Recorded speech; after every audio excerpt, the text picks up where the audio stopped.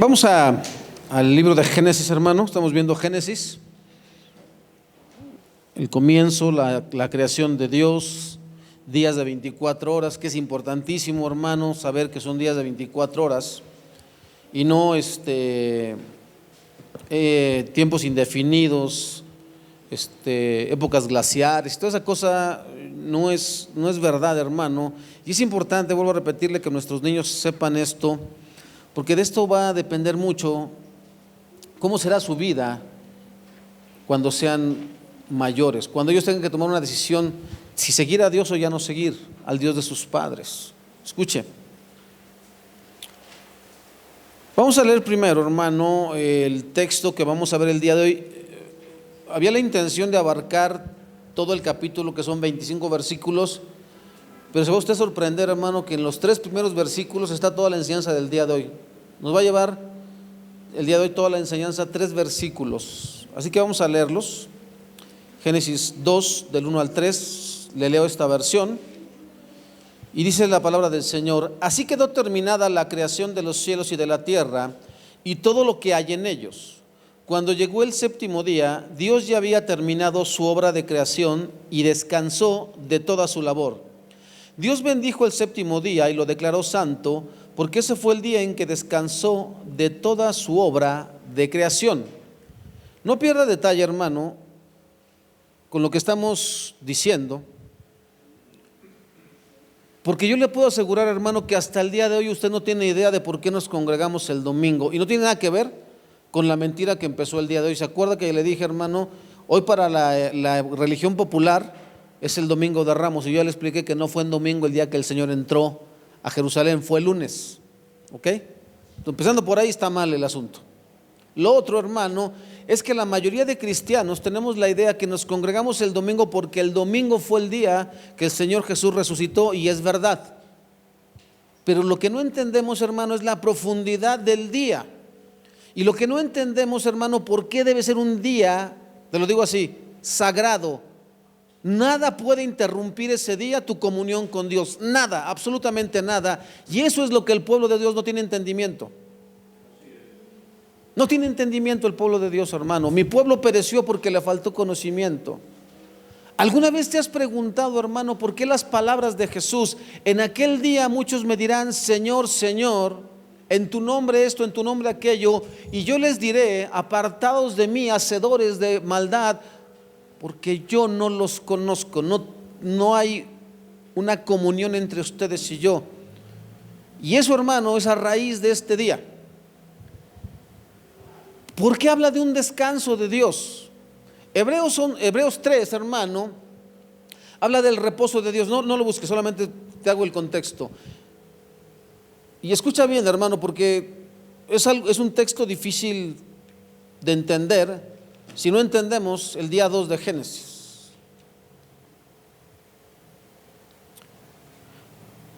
Por eso el Espíritu Santo dice: cuando oigan hoy su voz, no endurezcan el corazón como lo hicieron los israelitas cuando se rebelaron aquel día que me pusieron a prueba en el desierto. Allí sus antepasados me tentaron y pusieron a prueba mi paciencia, a pesar de haber visto mis milagros durante 40 años. Por eso estuve enojado con ellos y dije: su corazón siempre se aleja de mí, rehúsan hacer lo que les digo. Así que en mi enojo juré: ellos nunca entrarán en mi lugar de descanso. Reina Valera traduce: en mi lugar de reposo. Y después empieza todo el capítulo 4, hermano, habla del reposo. Todavía sigue vigente la promesa que hizo Dios de entrar en su descanso o en su reposo. Y no vas a poder comprender este texto, hermano, a menos que te quede claro el día de hoy por qué Dios santificó el 7º día y por qué no debemos nosotros violar ese día.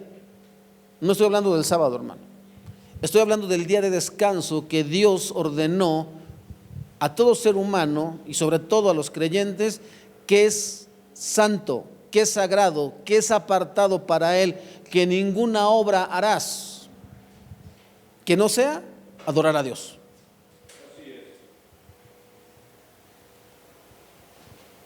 Y eso, hermano, hasta el día de hoy en muchas iglesias no se entiende.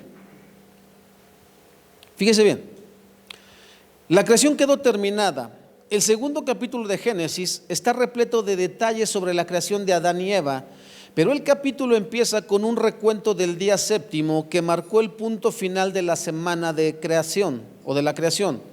Debemos entender que este reposo no fue debido al cansancio. No creas que Dios estaba cansado. Dios es espíritu, por lo tanto Él no, ¿qué? Él no se cansa. ¿Has leído el Salmo 121? ¿De dónde vendrá mi socorro? Mi socorro viene de Jehová, que hizo los cielos y la tierra. He aquí no se dormirá ni se adormecerá el que guarda a Israel. Él no se cansa. Este reposo, hermano, es más bien de satisfacción por haber hecho una buena obra, buena en gran manera, dice el texto. Aunque Dios no mandó al hombre que guardara el día de reposo en este tiempo, sí estableció el principio de descansar un día de cada 7. Lo vamos a ver más adelante, pero si tú lees bien nuevamente Génesis, hasta antes del pecado, hermano, ¿por qué Dios no le dice a Adán y guardarás el séptimo día? Lee bien el texto, hermano, y no dice que el Señor le diga a Adán y tienes que descansar el séptimo día. ¿Has leído bien, hermano, lo que implica el séptimo día o el Shabbat, como se le llama en hebreo, a la luz de la ley? ¿Has visto todo lo que estaba prohibido hacer? No podías cocinar, tenías que quedarte en tu casa. Por eso dice, el séptimo día no voy a mandar maná. Un día antes vas a recoger para 2 días. Para 2 días, ¿por qué? Porque el séptimo día no habrá maná. No salgas de tu tienda, quédate ahí porque Dios te va a visitar, porque ese es el día consagrado al Señor. Bien serio, hermano, a menos que estudiemos no nos vamos a dar cuenta de nada. Fíjese bien, el capítulo 2 no es otro relato de la creación, es más bien un apéndice a la historia de la creación. Un apéndice, hermano, en literatura es información detallada de un tema en general. Por eso es que el capítulo 2 habla acerca de lo que fue la creación del hombre y la mujer, ¿ok? Ahora, y explica en particular y con más detalle la parte de la historia que se refiere de inmediato al hombre. Y hoy veremos 2 grandes puntos, o eso es lo que queríamos ver hoy, pero ya no. El reposo de la creación y el hombre y la mujer en el Edén. Hoy nada más vamos a ver ¿qué? El reposo de la creación. No da para más, hermano, el tiempo. Ahora, antes de empezar, hermano, esto lo tuve que apuntar porque si no luego se me olvida. En la semana, hermano, platicaba yo con mi esposa acerca de una pregunta que un día te van a hacer y si te agarras mal parado no vas a saber qué contestar. Y la otra, hermano, me llamó la atención que esta semana una mujercita en redes sociales subió un pensamiento, una frase. Y me llamó la atención, hermano, que muchas hermanas lo compartieron, pero no se dieron cuenta de lo que estaban compartiendo. Entre ellas,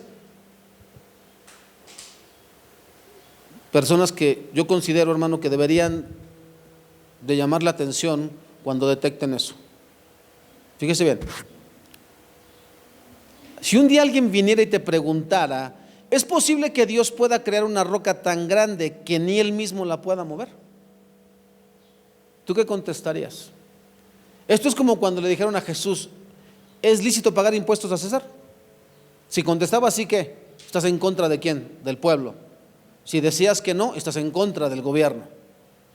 Entonces, si alguien te pregunta, ¿es posible que Dios pueda crear una roca tan grande que ni Él mismo la pueda mover? Esto solamente es un argumento, hermano, para esas personas que no quieren saber nada de Dios. Si tú contestas que sí, que Dios puede hacer una roca que ni Él pueda mover, te va a decir, entonces no es Dios, no es todopoderoso porque no puede mover su roca. Si tú contestas que no, va a decir entonces no es Dios porque no puede crear una roca tan grande. Y la respuesta es bien sencilla. Dios no desperdicia su tiempo ni su poder en tonterías. ¿Para qué quisiera Dios hacer una roca tan grande? Él no se detiene en esas tonterías. Por eso, hermano, dice el texto, responde al necio, dice Proverbios, responde al necio conforme a ¿qué? A su necedad. Cuando alguien te haga esa pregunta, que solamente quiere atraparte en una trampa, dile, mira, mi Dios no gasta su tiempo y su poder en tonterías. Y ya. ¿Qué dijo Jesús? Denme la moneda. ¿De quién es la inscripción y la imagen? De César. Dale a César lo que es de César, dale a Dios lo que es de Dios. Y ya. Porque en serio, hermano, si alguien te agarra mal parado, va a decir, Y ahí puede menguar tu fe. ¿Sabes que esta semana también nos pasó otra cosa, hermano? Esta semana, ya ves que ya son vacaciones. Entonces le dijeron a mi hija, tienes que ir a recoger tu credencial a la prepa. Después de un año por fin pudo pisar oficialmente la escuela donde estudia. Y hay entre sus compañeras de estudio, hermano, una muchacha que es testigo de Jehová. Y entonces me parece ser, o son del mismo mes, o así son las mujeres, ¿no? Ves que a todos les encanta regalar. Entonces entre ellas llevaron regalitos, ¿no? Mi hija hizo sus regalitos, sus amigas llevaron sus regalitos, y entre ellas se intercambiaron. Pero esta chica, ¿sabes qué le regaló a mi hija? Literatura de los testigos de Jehová. Eso, hermano, demuestra que está bien arraigada en su fe. Y si mi hija no tiene cuidado, ¿qué crees? La puede mover. Porque tú revisas la literatura, hermano, y es literatura que habla de Dios. El asunto que no es literatura que sea recta.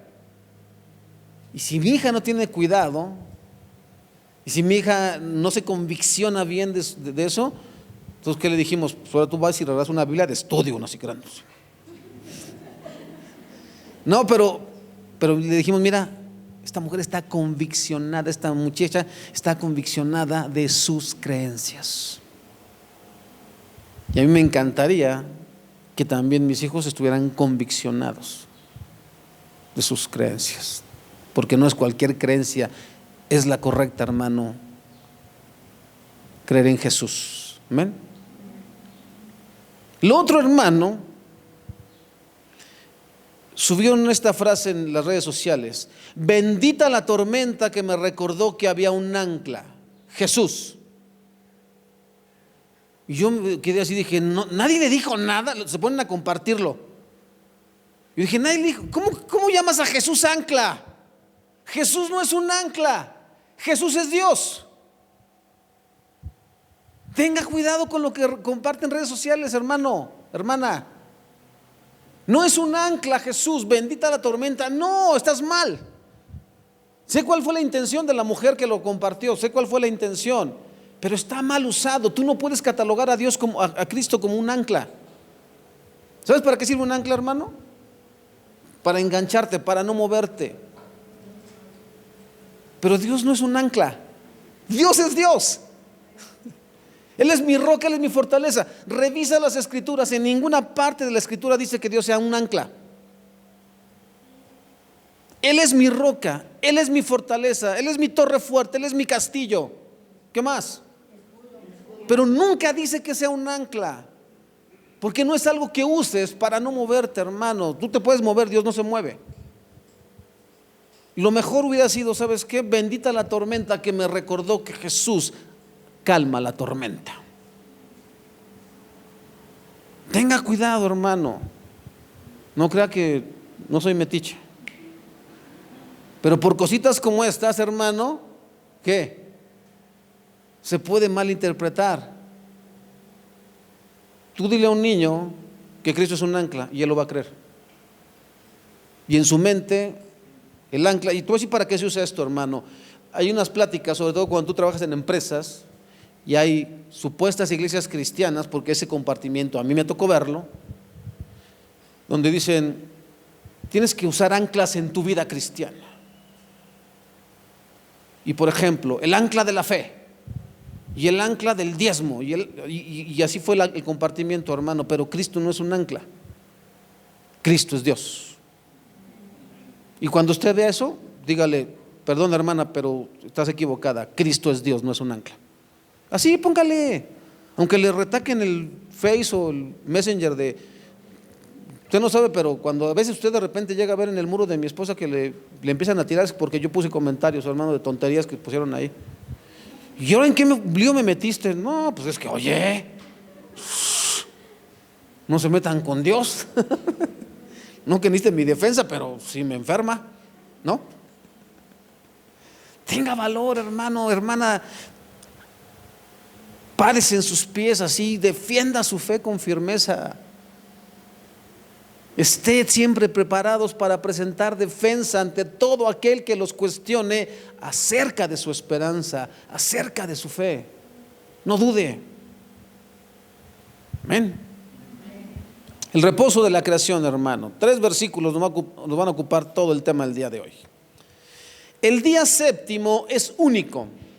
Es un día especial porque Dios lo bendijo y lo santificó. La palabra hebrea que se traduce por santificó es la palabra Kedesh, no lleva U. ¿Sale? Le aviso. Es hebreo. Yo no sé hablar hebreo, hermano, pero pues mi entendimiento me dice que se pronuncia Kedesh. Su raíz significa santo y comunica la idea de ser apartado. Todo lo que Dios considera santo, lo considera ¿qué? Apartados. Por eso se llama pueblo santo de Dios. ¿Apartado de qué? Del pecado. ¿Apartado de qué? Del mundo. Ahora, esta es la primera vez que se atribuye a algo en las Escrituras la cualidad de santidad. Obviamente estamos hablando del Génesis, pero dice el séptimo día Dios lo santificó, Dios lo apartó. Le dio una cualidad por primera vez en toda la Escritura, hermano, al séptimo día.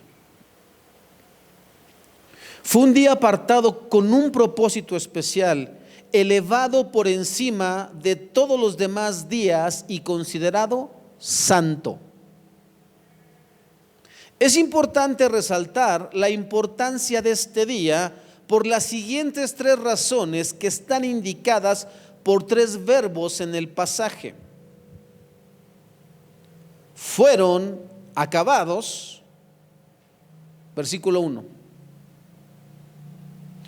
La palabra para acabados es la palabra hebrea kalá, con K y H al final.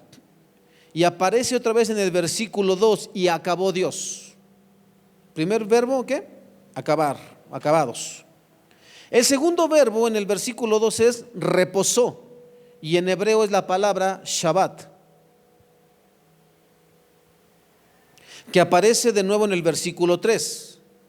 Y el tercer verbo se encuentra en el versículo 3, bendijo, que la palabra en hebreo es barak.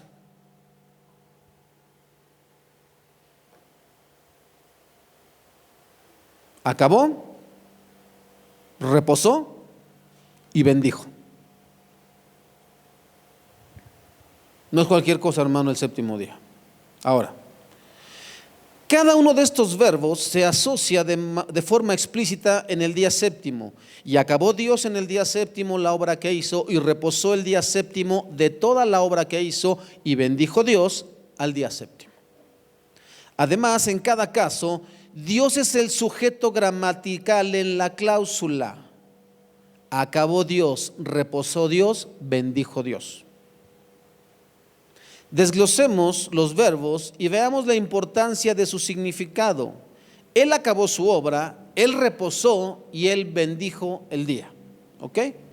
Esos son los tres incisos en los que vamos a dividir nuestro primer punto, que es el reposo de la creación. Inciso A o inciso 1. Él acabó su obra, versículos 1 y 2. Alguien que me ayude aquí, cielo, ¿me ayudas, por favor?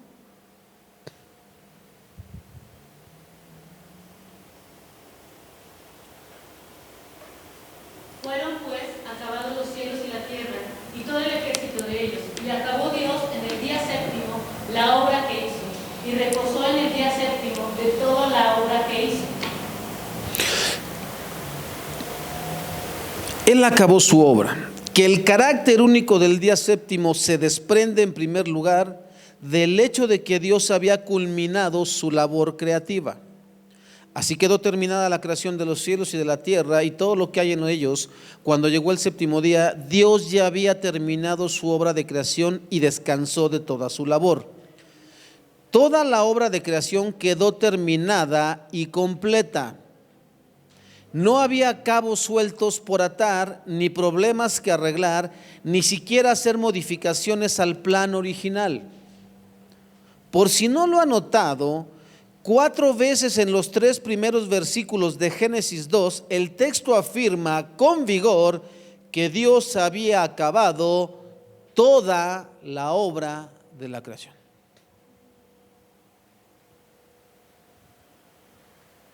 No había nada que añadirle, hermano. No se le escapó nada a Dios. ¿Ok?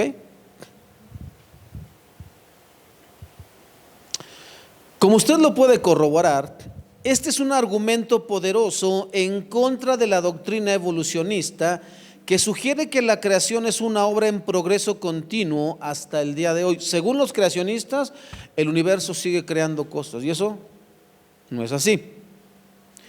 La Biblia es insistente en la perfección total de todas las cosas que Dios creó. Y el tiempo tan breve en que la obtuvo de manera asombrosa. Versículo 1. Así quedó terminada la creación de los cielos y de la tierra y de todo lo que hay en ellos. Una evidencia más de que los días de la creación son literales de 24 horas es que esto quedó establecido en los 10 mandamientos. Vaya conmigo a Éxodo 20, 9 al 11. Yo se lo voy a leer aquí, ya traigo las citas, hermano, por cuestión de tiempo. 6 días trabajarás y harás toda tu obra, mas el séptimo día es reposo para Jehová tu Dios. No hagas en él obra alguna, tú, ni tu hijo, ni tu hija, ni tu siervo, ni tu criada, ni tu bestia, ni tu extranjero que está dentro de tus puertas. Porque en 6 días hizo Jehová los cielos y la tierra, el mar y todas las cosas que en ellos hay, y reposó en el séptimo día. Por tanto Jehová bendijo el día de reposo y lo santificó.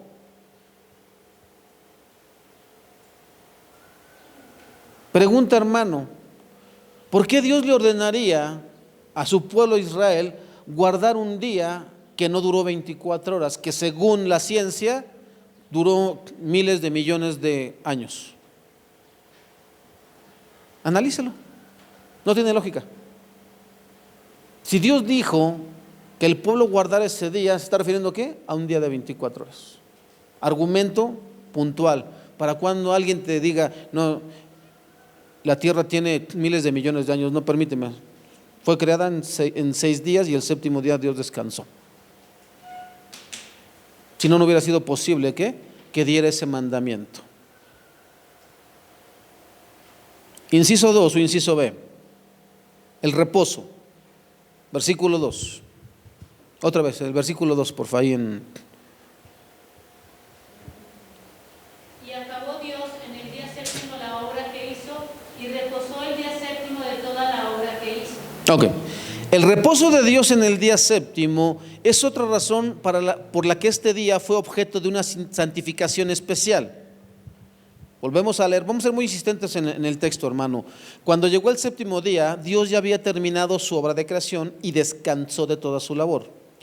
Nótese nuevamente la doble insistencia en la culminación perfecta de la obra de Dios en la repetición de la frase, la obra que hizo. Así traduce Reina Valera, hermano. Y acabó Dios en el día séptimo la obra que hizo y reposó el día séptimo de toda la obra que hizo. Enfático, hermano. Decimos que Dios no estaba cansado por lo siguiente. Isaías 40, 28, ¿qué dice? Isaías 40, 28. ¿No has oído que el Dios eterno es Jehová, el cual creó los confines de la tierra? No desfallece ni se fatiga con cansancio, y su entendimiento no hay quien lo alcance. No se cansa, hermano. Él es Dios. Ahora, ya dijimos que el verbo usado es Shabbat, ¿de acuerdo? Y significa que como ya Dios había completado toda su creación, no le faltaba crear una cosa más, y por esa razón cesó su obra. ¿Por qué cuando terminamos la alabanza ya no seguimos tocando? Ya acabamos la alabanza. Es lo mismo. Dios dice, ya terminé de crear todo lo que tenía que crear. Él no es como nosotros, hermano. ¿Has visto cómo somos nosotros los humanos? No tengo nada que hacer, no tengo nada que hacer. ¿Qué hago? No sabemos estarnos en casa, hermano. No sabemos ni siquiera dormir. No hemos dormido. Tengo que levantarte. Es hora de sentarnos a comer y con el telefonote. Ni comemos, ni nada. No sabemos reposar, hermano. A la iglesia tampoco sabemos reposar, hermano. Traemos el telefonote. ¿Va? Traemos todo aquí en la mente. ¿Qué tengo que hacer? ¿Qué tengo? Día de descanso para el Señor. Amén. Fíjese bien. Ahora, Éxodo 31, 12 al 17, ¿qué dice?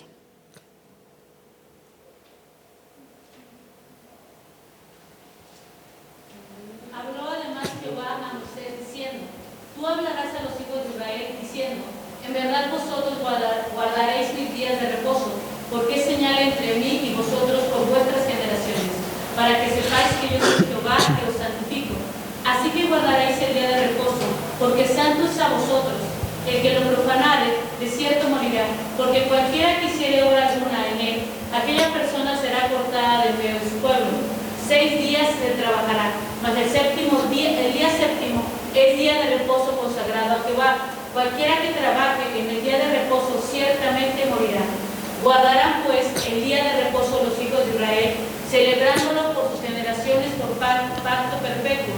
Señales para siempre entre mí y los hijos de Israel, porque en 6 días hizo Jehová los cielos y la tierra, y en el séptimo día cesó y reposó. Escucha, el énfasis de todo ese texto, hermano, está en el versículo 17. Señales para siempre entre mí y los hijos de Israel. Porque en 6 días hizo Jehová los cielos y la tierra, y en el séptimo día cesó y reposó. Cuando dice Dios cesó y reposó, significa, hermano, esto que te voy a decir solamente es en sentido figurado. Cuando un escultor, vamos a hablar por ejemplo de Miguel Ángel, cuando pintó la Capilla Sixtina, o cuando hizo el David, hay un momento en el que terminó y entonces en perspectiva él se quedó ¿qué? Deleitándose. Eso fue lo que hizo Dios. Termina los cielos y la tierra y entonces dice: voy a deleitarme en todo esto bueno que he creado. No fue solamente porque sí, hermano. ¿Por qué tendría que ser Dios tan exagerado para matar a alguien por no guardar el día de reposo? Leímos el texto: cualquiera que haga trabajo morirá. Porque no sabemos deleitarnos en Dios, hermano. No es nuestro deleite Dios. ¿Sabes para qué venimos a la iglesia los días domingo, hermano? Para deleitarnos. ¿Sí notaste algo en la alabanza del día de hoy, hermano? ¿Sí escuchaste las últimas 3 alabanzas que hablan completamente de la presencia de Dios? No creas, hermano, que primero armé la predicación y luego elegí la alabanza, porque esta la termino yo los sábados en la noche. Pero durante la semana, hermano, cuando voy así en el coche, estamos oyendo alabanzas en la casa, de repente hay cantos, y en específico esta semana, hermano, todo empezó con el Señor, hasta los cielos llega tu misericordia. Y ahí empezó todo, hermano. Me puse a escuchar esas que tenía mucho rato que no las tocábamos. Y entonces empecé. Y toda la alabanza, hermano, pude haber sacado otras, las que fueran. Pero en particular, hermanos, esas tienen algo. En presencia de Jehová. ¿A qué crees que venimos, hermano? Nuestra alma, nuestro espíritu, hermano, necesita sanidad. Nuestro cuerpo necesita descanso, hermano. Pero no de un descanso como del trabajo, porque tú sales a veces de la iglesia, hermano, y tú estás más cansado. El asunto es que de aquí te vayas, hermano, diciendo: Dios, en verdad eres bueno. En verdad, Señor, no importa todas mis situaciones que están pasando en mi vida, tú me sostienes. Tú eres el Dios que levanta mi cabeza. Con mi voz clamé al Señor. ¿Qué dice ahí el salmista? Yo me acosté y dormí y desperté porque Jehová me sustentaba.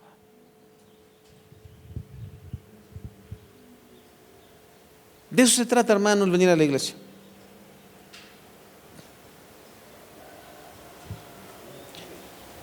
Y Dios terminó y se deleitó en su obra. ¿Ya estaba formado el hombre? Ya.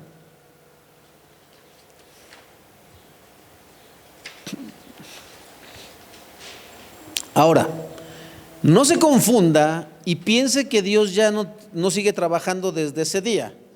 Solo lo estamos diciendo en el sentido de la creación, ¿sale? Porque alguien, entonces Dios creó el mundo y lo tiró a rodar, ¿no?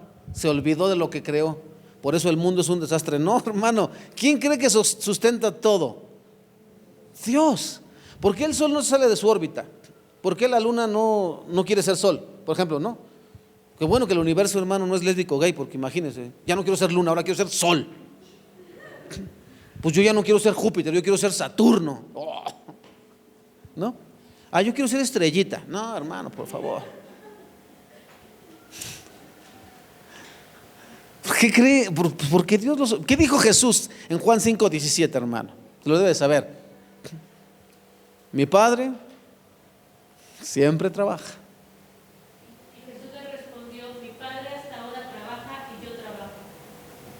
Dios sigue, pues you know, ¿cómo fue que usted y yo llegamos al Señor?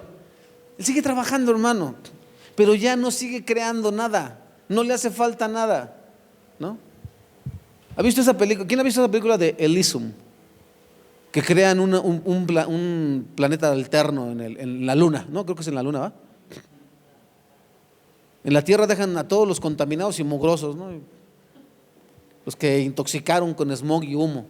Y en la luna están todos los que están sanos y allá no hay enfermos. Te digo, hermano, que... ¿Y eso de dónde se lo copiaron? Pues de la Biblia, hermano. Ahora, Dios es quien sustenta toda la creación. En otras palabras, Dios no solo hizo el universo y después lo dejó que rodara sin sentido. El cese de las obras creativas de Dios es evidente en el funcionamiento actual del universo. Platicaba yo en la semana con un hermano de la congregación, hermano, acerca de la importancia de tener argumentos. ¿Okay? Cuando tú quieres defender un punto, hermano, ten los argumentos a la mano, porque si no, luego pueden hacer burla de nosotros. ¿Sale? No pretendo darte una clase, hermano, de ciencia, para empezar, ni estudié, tú ya lo sabes, ¿sale? Pero por eso te digo, hermano, que hay ciertos libros que debes de comprar, y entre ellos La batalla por el comienzo de John MacArthur, y ahí vas a enterarte de muchas cosas que no te las puedo plasmar aquí, ¿ok? Pero que te van a ayudar a entender mucho lo que estamos predicando en este tiempo. Fíjate, hay un hombre llamado Henry Morris, que ya murió, es un ingeniero, obviamente cristiano, ingeniero hidráulico y profesor universitario, y escribe lo siguiente: los procesos actuales del universo son, sin excepción alguna, procesos de conservación y desintegración, como lo formulan las dos leyes universales de la termodinámica. Y tú te quedas así como que, ¿otra vez? Que no entendí. Dijimos que la ciencia dice que el universo sigue ¿qué? Creando, ¿no? O evolucionando. No puede ser posible, hermano.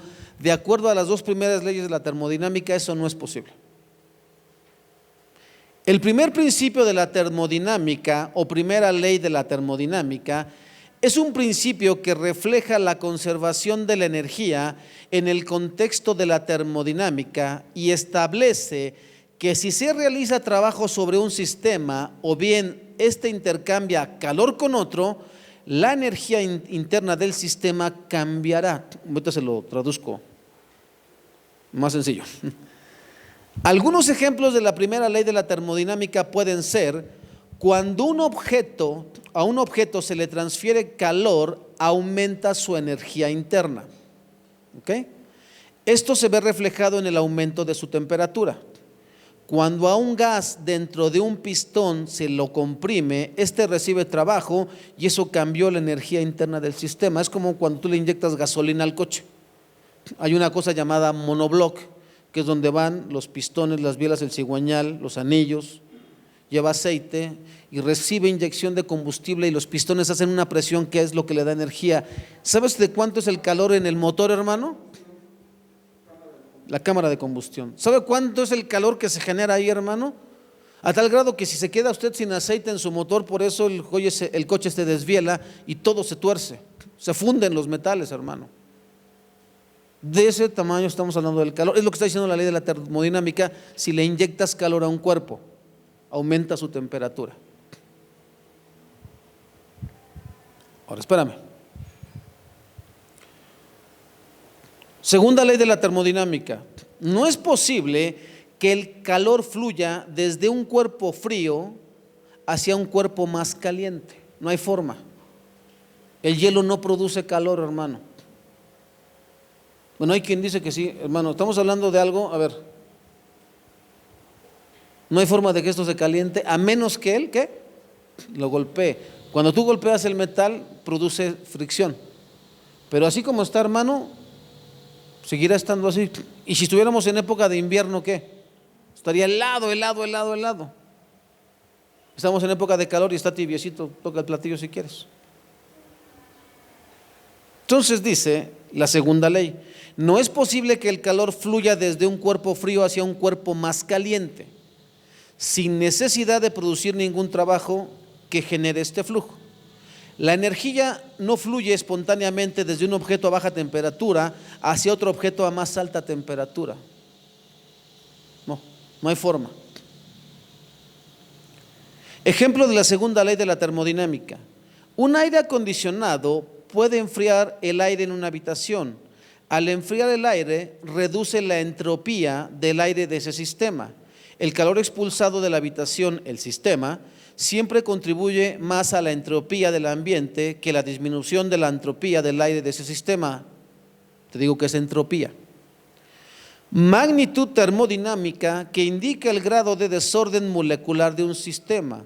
Cuando se plantea la pregunta: ¿por qué ocurren los sucesos en la naturaleza de una manera determinada y no de otra manera?, se busca una respuesta que indique cuál es el sentido de los sucesos. Por ejemplo, si se ponen en contacto dos trozos de metal con distinta temperatura, se anticipa que finalmente el trozo caliente se enfriará y el trozo frío se calentará, finalizando en equilibrio térmico. El proceso inverso, el calentamiento del trozo caliente y el enfriamiento del trozo frío, es muy improbable que se presente, a pesar de conservar la energía.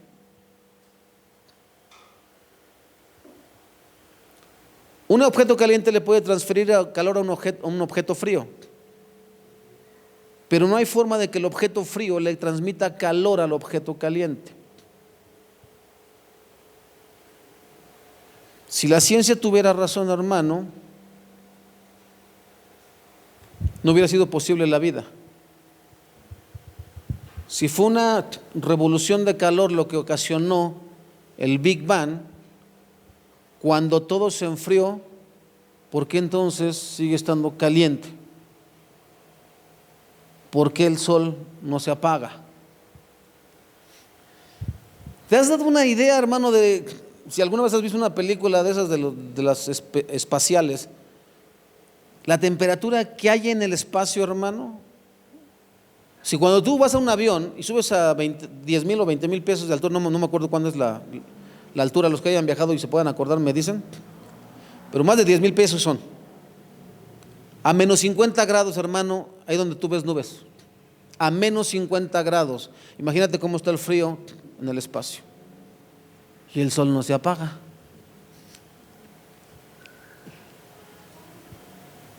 La ciencia no puede explicar, hermano, pero Dios sí lo sostiene. Dios mantiene al sol caliente y al universo frío.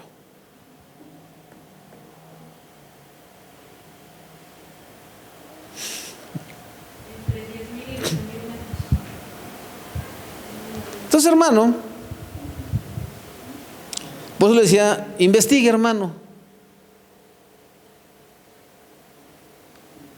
Fíjese bien.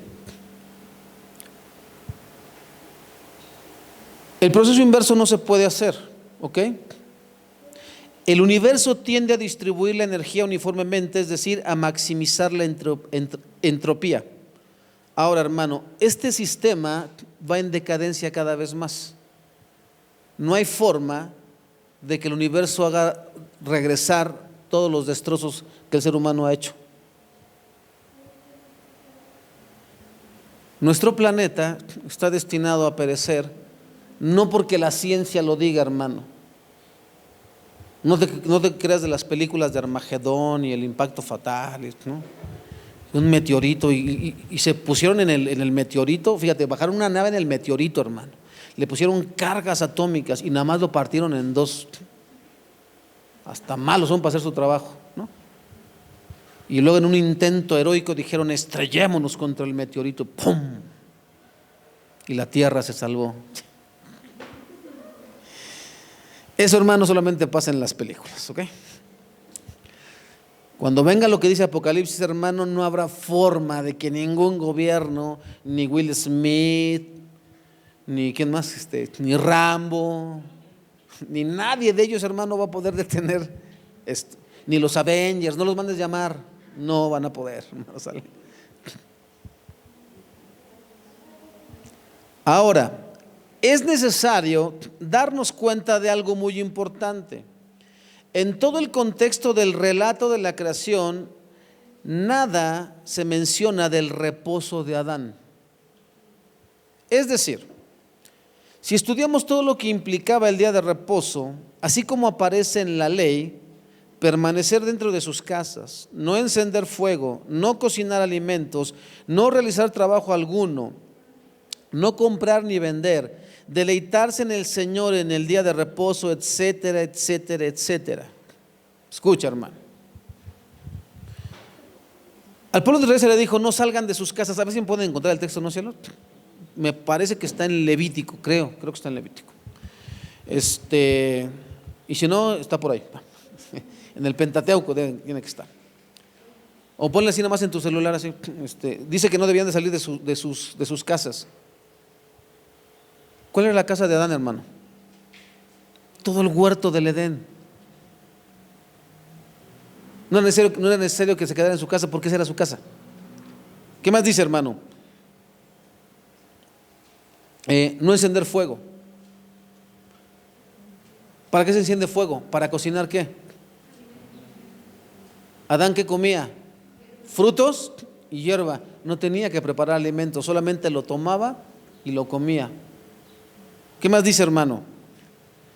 No realizar trabajo alguno. Adán no labraba la tierra, hermano. Todo lo que él quería y todo lo que le hacía falta lo tenía a la mano. Acuérdese que hasta que viene el pecado es cuando Dios maldice la tierra. Por causa de ti la tierra será maldita. Con trabajo comerás del fruto de ella. Dios dice, si tú has leído bien el texto, hermano, dice que antes de que lloviera salía un vapor de la tierra y regaba todo el huerto, y no había necesidad de que se estuviera esforzando. ¿Qué más, hermano? No compraba ni vendía, pues ¿para qué? Él solo. No tenía necesidad de dinero, hermano. Pero ¿qué más, hermano, dice? Deleitarse, se le dice al pueblo de Israel: deleítense en el Señor. ¿Qué es lo que hacía Adán todos los días? No solamente el séptimo, hermano. Todos los días él se deleitaba en el Señor. Por eso no era necesario que un día de reposo, porque era un deleite continuo. Ahí está el texto, hermano. Ningún trabajo haréis, estatuto perpetuo es por vuestras generaciones en donde quiera que habitéis. Ningún trabajo haréis. Porque lo que Dios espera, hermano, es que este día tú y yo nos deleitemos en Él, que confiemos en Él. Sí, yo sé, hermano, que hay muchas facturas que pagar. Yo también sé, hermano, que hay un montón de cosas que hacer, que la salud a veces no es la mejor, hermano, que ya vienen las vacaciones de Semana Santa y, ¿no?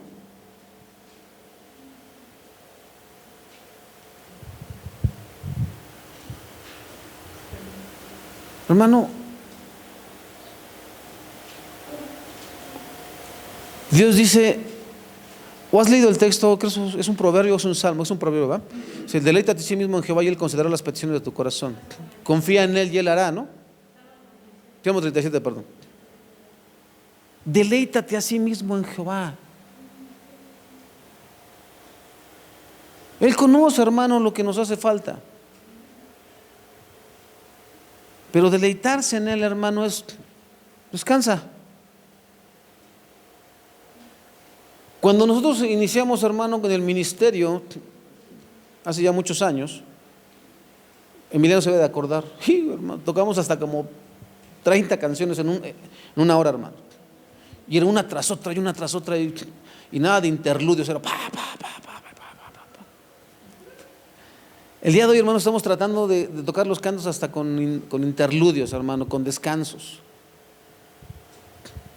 Estamos tratando de que las que son de adoración, hermano, o las que son más lentas, podamos darles un sentido más de, ¿no? En presencia de Jehová, ¿no? Porque imagínate, en presencia de Jehová, no habla de nada, hermano, no habla de descanso, no habla de reposo, no habla de deleite, hermano. Exquisita presencia. Y eso, hermano, a mí, no sé a ti, pero a mí me invita así como, ay, Señor, ¿cómo no me abrazaras tú en este momento, Señor? ¿Cómo no pudiera decirte todo esto que está aquí dentro, Señor? Que tú pudieras limpiarme, Señor, de mi maldad. Decirte que en verdad, Señor, estoy avergonzado de no confiar en ti. Y todos esos pensamientos vanos y malos que tengo. ¿Por qué se trata de eso, hermano? Que aquí vengamos a quitarnos la máscara y a derramar nuestro corazón en la presencia de Dios. No importa que el hermano diga, está bien grave, sí, está bien, pero es asunto mío con Dios. Es asunto mío con Dios, y por eso estoy aquí, porque necesito a mi Dios. No vine a buscar a nadie, no vine a quedar bien con nadie, simplemente vine a decirte, Señor, te necesito.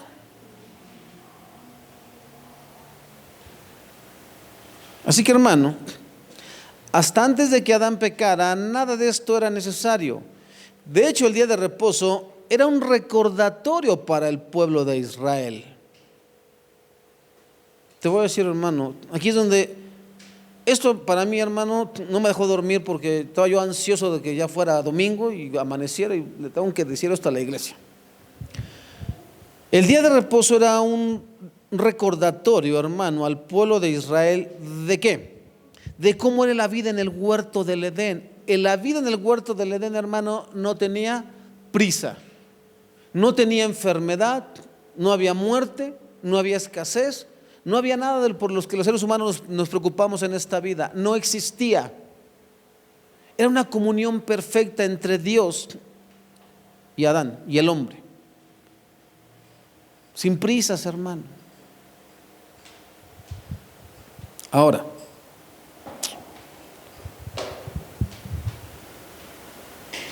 una relación plena con Dios. En palabras sencillas, el diseño original de Dios para la vida humana. Así fue como Dios quería que tuviéramos una relación con Él.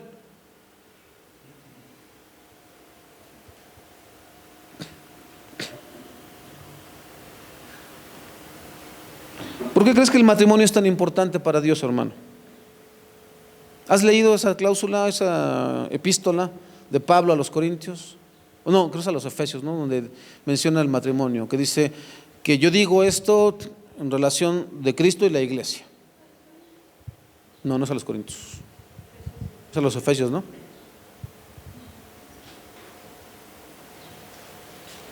La mujer esté sujeta ¿a qué? Al marido. El marido ame a la esposa, así como Cristo ama a la iglesia y la cuida y la protege y la procura y la santifica. Anhela Dios, hermano, que el matrimonio sea para nuestros hijos, ¿qué? Una imagen de la relación que Él quiere tener con nosotros. Pero es todo menos eso el matrimonio, hermano. Por eso, hermano, cuando me llaman, ¿no? Pastor, nos vamos a separar, se separan y se van al infierno, ¿no? No, Señor.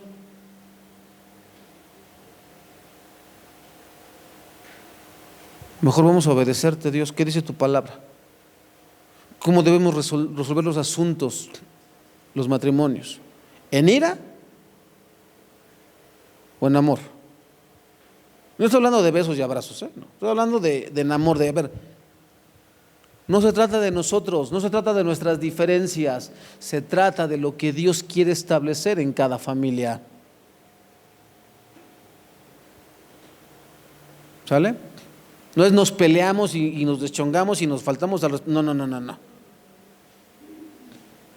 Sentémonos y hablemos como personas que Dios nos dio entendimiento y razonamiento, y hagamos lo correcto delante de Dios. El matrimonio es para agradar a Dios, no para agradarnos nosotros. ¿Vale? Y resolvemos el asunto, porque eso es el diseño original de Dios. Tú jamás vas a ver ahí, hermano, hasta antes de que ellos pecaran, que ellos tenían pleitos.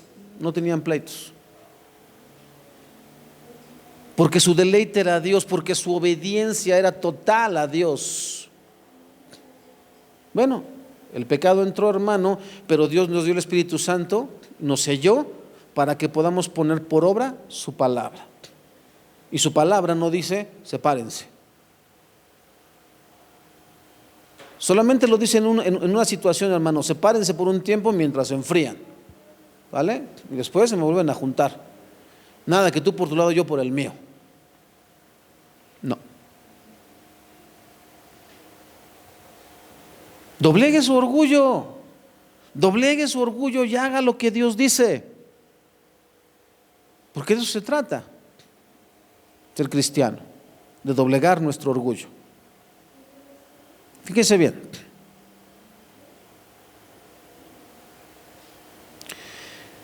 Es necesario aclarar que las restricciones del día de reposo eran de orden ceremonial. Por tanto, una vez que Cristo abolió dichas ceremonias, no es necesario ¿qué? Guardarlas. Por eso nosotros no guardamos el Sabbat. Primero, porque no somos judíos. Segundo, porque eran asuntos ceremoniales. ¿Ok? Ahora, ¿ya notó que el séptimo día no dice y fue la tarde y la mañana? Ponga el versículo, el del séptimo día, hermano. El versículo 3. Génesis 2:3.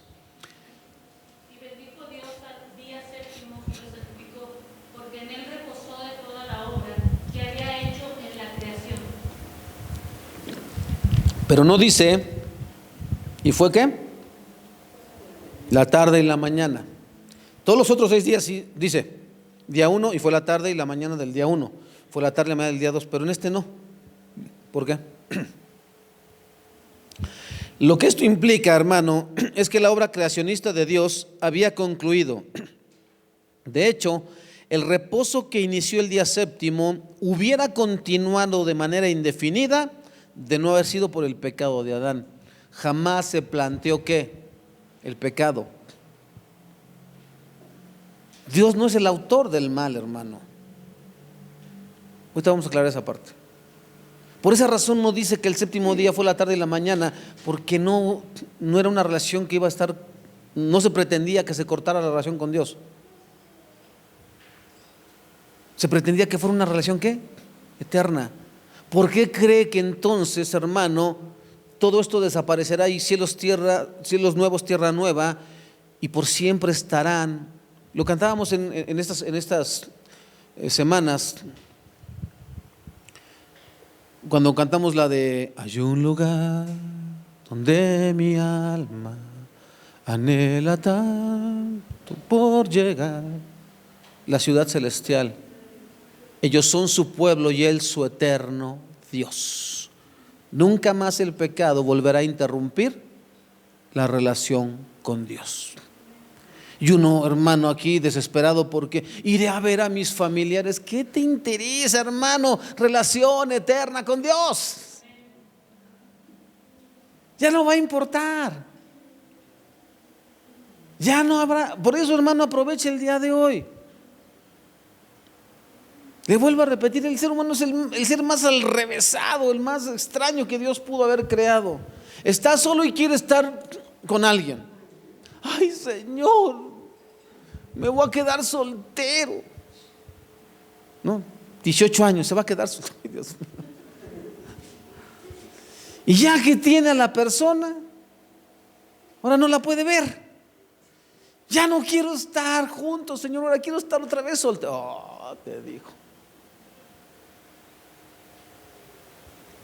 Ahora, hermano, que tienes cuerpo físico, aprovecha. Porque cuando tengas cuerpo espiritual, hermano, es más, tu memoria no tendrá conciencia de eso. No sabrá lo que es eso, porque no será necesario.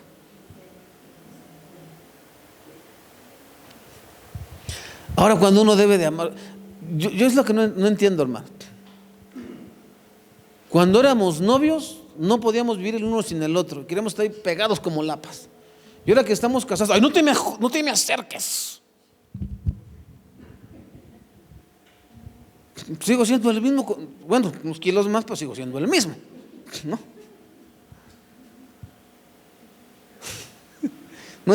Me no comprende.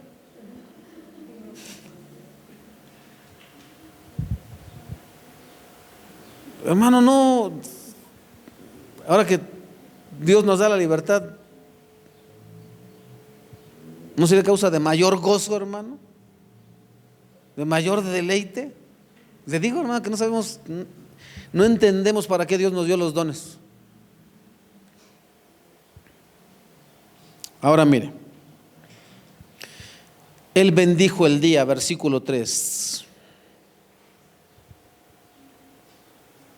Y bendijo Dios al día séptimo y lo santificó, porque en él reposó de toda la obra que había hecho en la creación. Dios consagró ese día, en otras palabras, lo apartó para recordar siempre la gloria de la creación y la gloria insuperable del Creador. Este es el día que hizo Jehová. ¿Nos qué? Nos gozaremos y nos alegraremos en él. Para contemplar la majestad de su poder y su gloria. Observe todo lo que Dios creó. Es testimonio, hermano, de la obra perfecta de Dios. Apartó ese día para recordar siempre la gloria de la creación y la gloria insuperable del Creador. Le hago una pregunta, hermano. ¿Por qué entonces nuestro calendario se divide en semanas de 7 días? Si Dios no fuera el creador de los cielos y la tierra, si los días no fueran días de 24 horas y no fueran semanas de 7 días, hermano, ¿por qué entonces nuestros calendarios, hermano, se dividen en semanas de 7 días? No hay una, mire, física, de manera científica, de manera económica, de manera matemática, de manera, esos que meditan, ¿cómo se llama? Filosofal, no tiene ningún sentido, hermano. Haga la operación y no es una división precisa. Divida 365 entre 7. Yo sé que traen celulares, hágalo, por favor. 52.142857 semanas, no es exacto. Y si es bisiesto, menos. Pero ¿por qué entonces en 7 días? Bien sencillo, hermano. ¿No le parece que es un recordatorio de Dios a la humanidad de que Él es nuestro creador?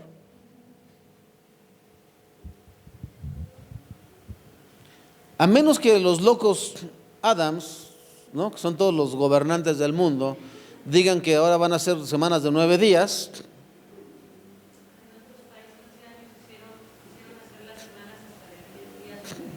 No se pudo.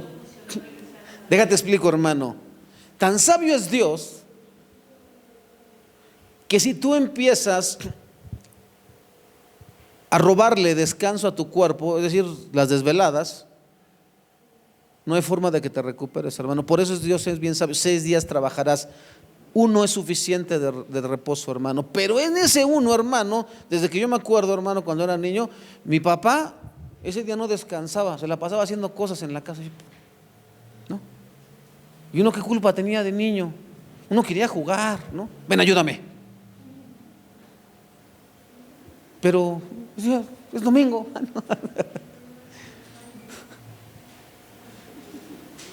O sea, el día que es de descanso, ese día lo agarras, tengo que trapear y tengo que...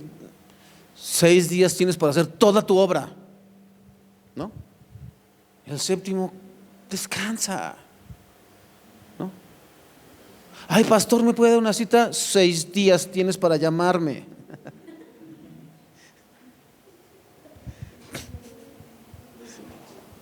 Fíjese bien, hermano. Piénselo bien, hermano. Es un ciclo que Dios estableció, no hay forma de salirse de él. Y 7 días, y 6 días trabajarás, y el séptimo adorarás a tu Dios, y 6 días trabajarás, y así. Él lo estableció, porque Él es Dios. Y uno desobediente, ¿verdad, hermano? Por lo tanto, hermano, para los cristianos, el día domingo es un testimonio perpetuo de que Él ha acabado la obra de la redención. Ya no hay más sacrificio que hacer. No tienes excusa, hermano, para no congregarte los días domingo.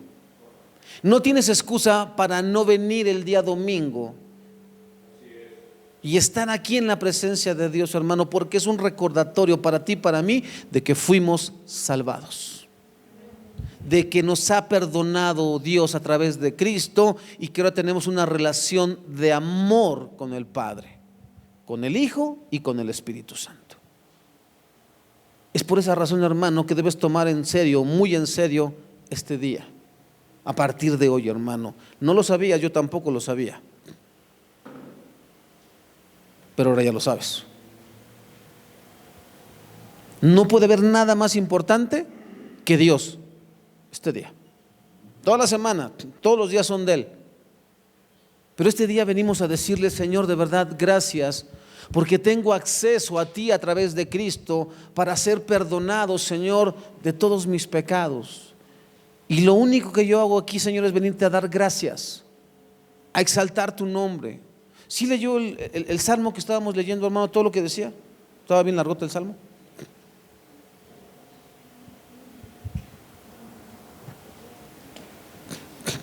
Hay que llegar temprano, ¿no? Es que ya estaban leyendo, pues sí. Alabad a Jehová porque Él es bueno, porque para siempre es su misericordia. Díganlo los redimidos de Jehová, los que ha redimido del poder del enemigo y los ha congregado de las tierras del oriente y del occidente, del norte y del sur. Desde que yo me acuerdo, hermano, en la primera iglesia, siempre la iglesia llega tarde, hermano. Ahí porque eras servidor tenías que llegar, si no, no servías. Pero si no hubiera estado esa cláusula, igual no llegábamos, hermano. Se espera, hermano. ¿Por qué crees que el Señor decía: nada harás el día séptimo? Ahí en tus tiendas no te muevas, no va a haber maná. Es para que cuando se congregue todo el pueblo responda. Desde la primera iglesia, hermano, estaba la oración, siempre éramos los mismos changuitos, 3, 4, 5 los que éramos servidores. Lectura de la palabra, ¿y quién respondía? Nadie, hermano. ¿Por qué? Porque el pueblo de Dios no entiende que tiene que estar ahí en la presencia de Dios. Anduvieron perdidos por el desierto, por la soledad, sin camino, sin hallar ciudad en donde vivir, hambrientos y sedientos, su alma desfallecía en ellos. Entonces clamaron a Jehová en su angustia y los libró de sus aflicciones. Y así, usted sígale leyendo otra vez, hermano. Salmo 107, léalo en su casa y se va a dar cuenta, hermano. Se espera que el día domingo el pueblo de Dios sea el primero en estar ahí diciendo: Dios, qué bueno eres. Ahora mire,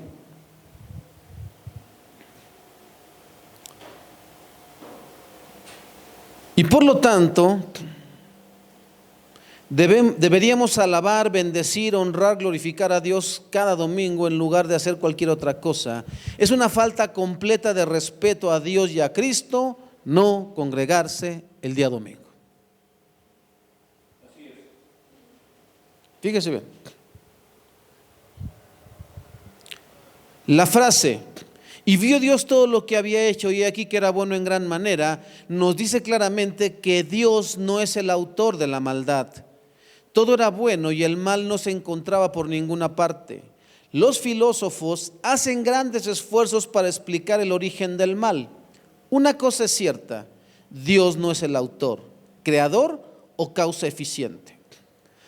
Todas las cosas que Él creó fueron buenas. El mal nunca fue parte de su creación. ¿Quién creó el mal? Nadie. La maldad no es sustancia, ni ser, ni espíritu, ni materia. No es una cosa creada. ¿Por qué dijo Jesús? No es lo que entra lo que contamina, sino lo que sale.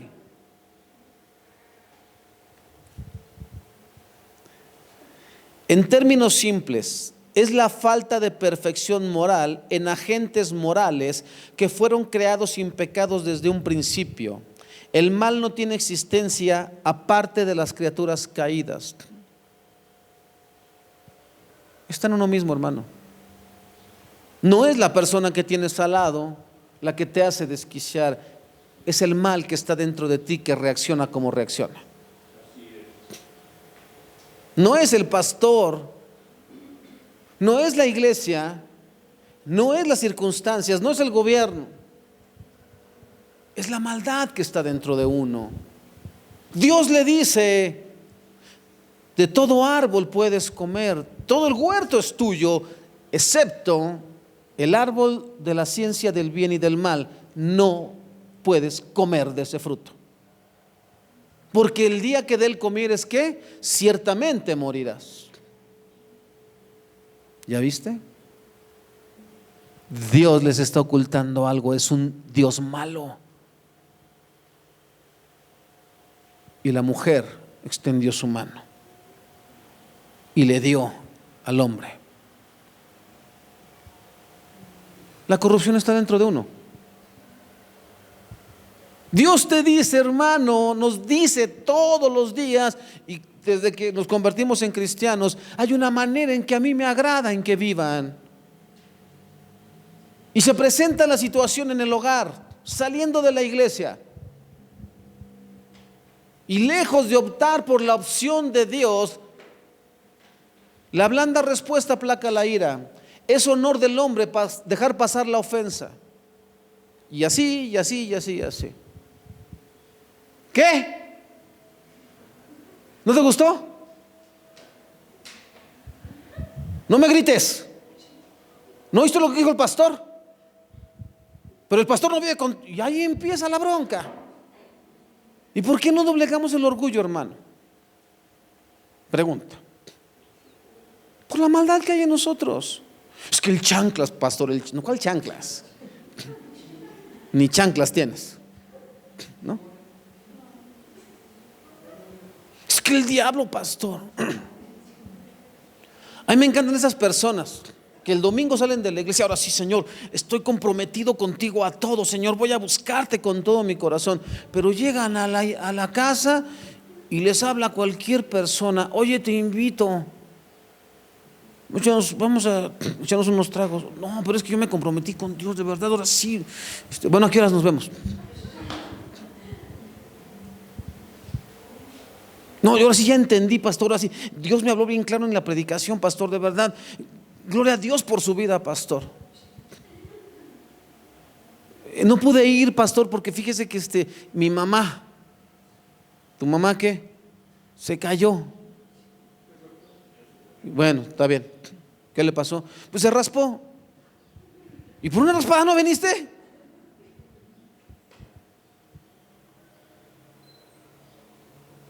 Y así, hermano. La maldad. ¿Cómo pudieron caer en pecado criaturas hechas sin pecado? El Señor declaró que todo lo que había hecho era bueno en gran manera. ¿De dónde sale, pues, esta maldad que llega hasta el hombre de tal modo que él le da la espalda a Dios? No pensemos que fue de la creación, todo era bueno, Dios puso su sello de aprobación en todo lo que había salido del propio ser de Dios. Y vio Dios y lo bendijo, porque todo era ¿qué? Bueno en gran manera. Por su propia determinación malvada. Y cuando sean tentados, no digan que son tentados de parte de Dios. Porque cuando uno es tentado de su propia concupiscencia y entonces entra a la mente el pecado y después baja al corazón, da a luz ¿qué? El pecado. Y con él la muerte. Pero me la hiciste, me la vas a pagar, vas a ver. Un día me la vas a pagar. Y ahí estás maquinando en tu mentecita. Y uno está confiado, hermano, porque uno cree que Dios es bueno. Dice: Señor, yo sé que tú harás la obra, ¿no? Y te conduces como debes de conducirte, seas él o seas ella. Pero si aquí está, hermano, esa amargura, ¿no? Un día llegas, hermano, mira, así te tasan en dos. Pero si se veía tan encendido para Dios, tan encendida para Dios, siempre estuvo aquí su maldad. Hasta que permitió que llenara su corazón de iniquidad. Y dio a luz el pecado, y el pecado dio a luz la muerte.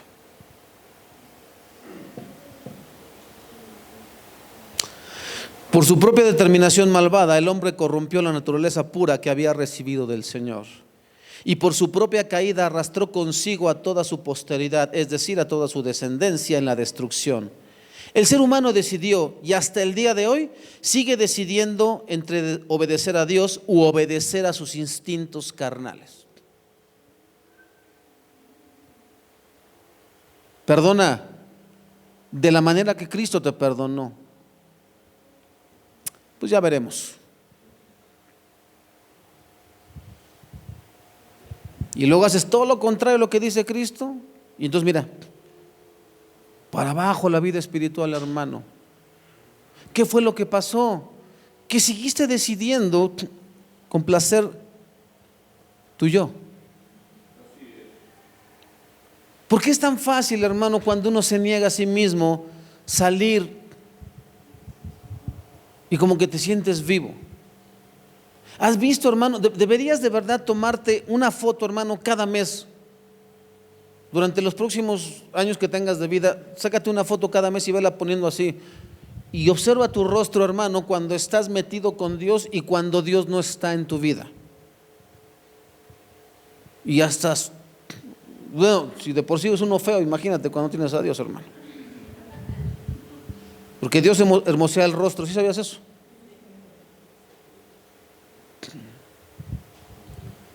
Yo pude observar ahora que fue mi hija con sus compañeras de ahí de la prepa, hermano. Pude observar, hermano, y puedo observar en las reuniones que luego tenemos como familia, hermano. Observo el rostro de todos los que estamos ahí, hermano. Yo soy bien chismoso y veo los rostros, hermano, y se nota quién tiene al Señor y quién no lo tiene. Se nota enseguida. Tus expresiones son diferentes, tus palabras son diferentes. Todo eso es diferente, hermano. Pero tú decides, cuando ya tienes a Dios, tú decides a quién le vas a hacer caso. Ni siquiera es al diablo, ¿eh? No te vayas con la finta de que y el diablito aquí y aquel angelito. No, no es así, hermano. Tú decides, hermano, a quién le haces caso. Déjate, doy esta cita. Hay un libro que ahorita están recomendando los muchachos de la iglesia. Fíjate que bueno es Dios. No sé si fue Isaac Jenny el que lo encontró. ¿Cómo se llama? Cambios Profundos, ¿verdad? Cambios Profundos. Es un autor argentino. Ese libro, ahorita lo ya le comenté a mi esposa que lo chequen entre todos los maestros de adolescentes para que lo aborden, y les va a servir mucho a los adolescentes y a nuestros niños de primaria acerca de esos temas, porque habla de cambios reales, verdaderos, hermano. Y de ahí saqué esta cita: obedecer no es hacer lo correcto. Escucha, obedecer no es hacer lo correcto. Obedecer es amar lo correcto. Obedecer, hermano, no es que vengas a la iglesia. Obedecer es que ames a Dios y por esa razón vienes a la iglesia. Señor, yo te amo y no entiendo mi vida si no es en una relación contigo. Y en ese libro, hermano, este hombre dice: la razón por la que vienes a la iglesia, pastor, y predicas, es porque en verdad amas a Dios y estás convencido de la obra que Él está haciendo en la vida de tus congregantes, o porque quieres recibir reconocimiento de ellos para que digan: mira qué hombre tan comprometido con Dios. O porque quieres que digan: oh, ya viste cuánto se prepara el pastor, mira, no sabíamos eso, qué buen pastor tenemos. ¿Cuáles son tus verdaderas motivaciones para venir a la casa de Dios? En ese libro lo mencionan, hermano. Y cuando Dios te sondea, dice: Señor, no sea que de verdad solamente estoy aquí por el reconocimiento y todo lo demás sea pura basura en mi vida. Por eso dice: obedecer no es hacer lo correcto, obedecer es amar lo correcto. Cuando amo lo que debo amar, hago lo que debo hacer. Si yo amo a Dios, no me cuesta ningún trabajo ¿qué? Perdonar. No me cuesta ningún trabajo ¿qué? Confiar, creer, saber que Dios hará una obra perfecta en aquella persona con la cual el día de hoy yo comparto mi vida. Estoy hablando de los matrimonios. No voy a desesperarme, no voy a salir diciendo tonterías, hermano. De verdad, cómo me enferma, hermano, cuando decimos puras tonterías. Y vete de aquí, no te quiero ver. Y Dios te habla así, hermano. Dios es tan hiriente como somos nosotros los hombres o las mujeres, hirientes. Dime, hermano, ¿cuándo Dios te ha ofendido? ¿Cuándo Dios te ha sobajado o te ha humillado de tal manera que te quite tu identidad? ¿De dónde salen esas palabras que salen de nuestros labios, hermano, cuando se trata de herir a la pareja, al esposo, a la esposa? ¿De dónde salen, hermano? De nuestra maldad. Esas no las puso Dios. Esas las aprendimos solitos. Cuando amo lo que debo amar, hago lo que debo hacer. El esposo que ama a su esposa no tiene la esposa que decirle: ay, cómprame de comer. No. El esposo que ama a su esposa sabe que debe tener provisión en su casa. El padre que ama a sus hijos no tienen que decirle: tengo hambre.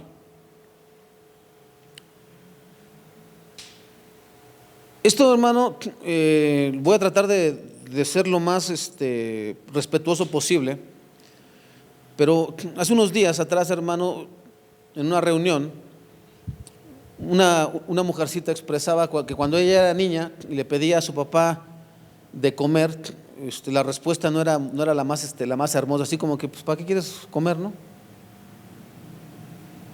Y entre ellas, hermano, decía que cuando le pedía incluso para papel higiénico, su papá le decía: usa periódico, y así sirve que también aprendes a leer.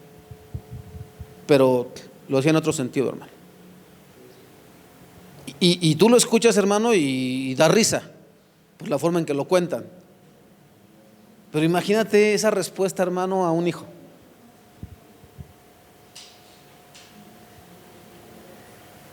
Y el padre, hermano, porque has leído la Biblia que dice: ¿quién de vosotros, siendo malo, si tu hijo te pide un huevo, le das una serpiente? O si te pide pan, le das una piedra? Si ustedes, siendo malos, saben dar buenas dádivas, ¿qué no les dará a su Padre que está en los cielos? Si tú vas y le pides perdón a Dios en este momento, Dios, ¿sabes qué te dice? Te perdono. Pero de la manera en que yo te perdono, tú también perdona a los que te han ofendido.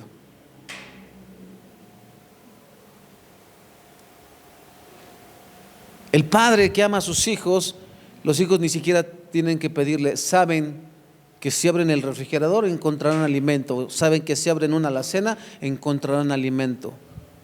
Porque cuando amo lo que debo amar, hago lo que debo hacer.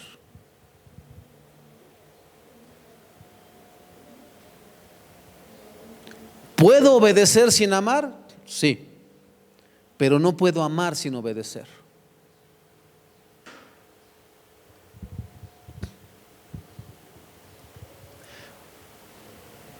A veces los hijos somos muy mentirosos con los padres. Papá, mamá, te amo tanto. Ve y lava los trastes. Ay, no. Ahorita no. No amas. Porque si tú amaras, hijo, ¿qué? Mis padres ya están grandes, mis padres ya están cansados.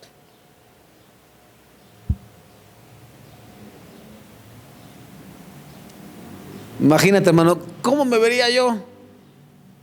Ay, mamá, ¿no me puedes lavar mi ropa? ¿No puedes hacer de comer?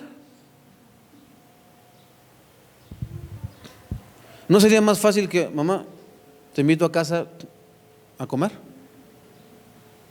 ¿Te hace falta algo, madre? No, que a veces somos los hijos los que más le cargamos y llevamos fe cuando ya nuestros padres son ancianos.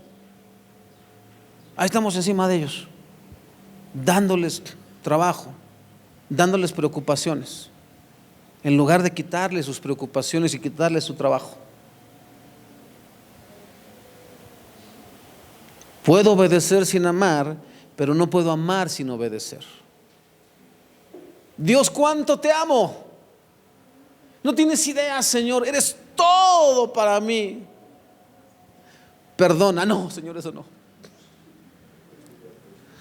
Ama a los que te han ofendido. No, no, eso no, Señor, pero sí te amo, de verdad que te amo.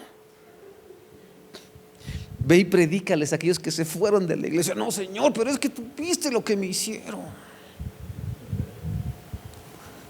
Ámalos. Si me amas, los vas a amar. Amén. Vamos a terminar, hermano. Nos vemos